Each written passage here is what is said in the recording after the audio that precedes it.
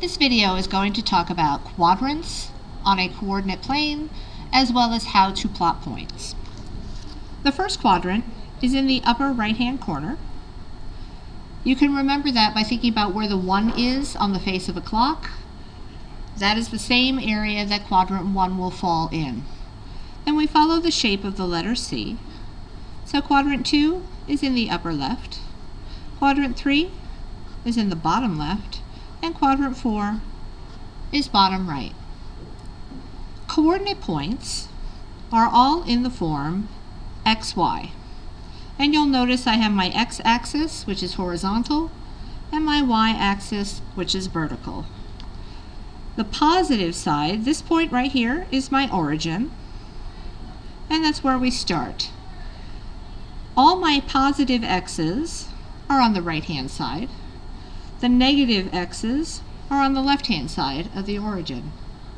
My positive y values are above the origin, and my negative y values are below it.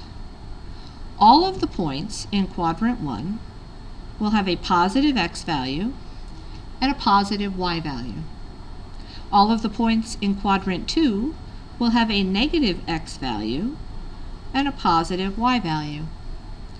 All the points in quadrant 3 will have a negative x value and a negative y value, and the points in quadrant 4 will have a positive x value and a negative y value. Now let's look at actually plotting points on a graph.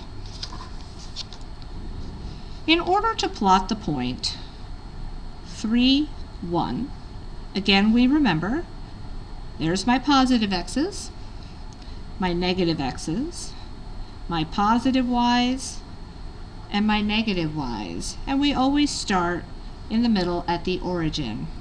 So I am going to go positive for the x-axis 3 steps, and then I'm going to go up 1. So there is the point 3, 1, and you'll notice that both the x and y values are positive, which matches quadrant 1. If I give you the point -2, 4, I am going to go backwards or to the left 2 steps and up 4.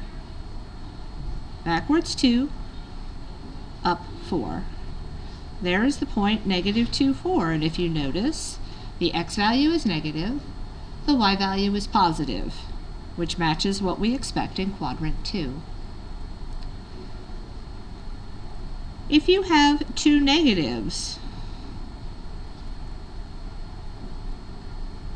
a -1, -3, starting at the origin, we are going to go left 1 step and down 3.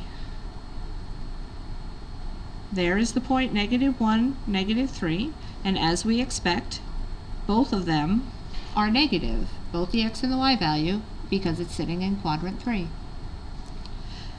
In the last quadrant,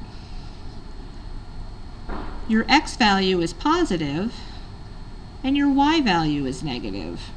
So this says I'm going to go right 4 steps and down 2. There is the point for -2. So remember, my x value is left or right, depending on if it is positive or negative. My y value is up or down, again, if it is positive or negative. And that is how you can plot points.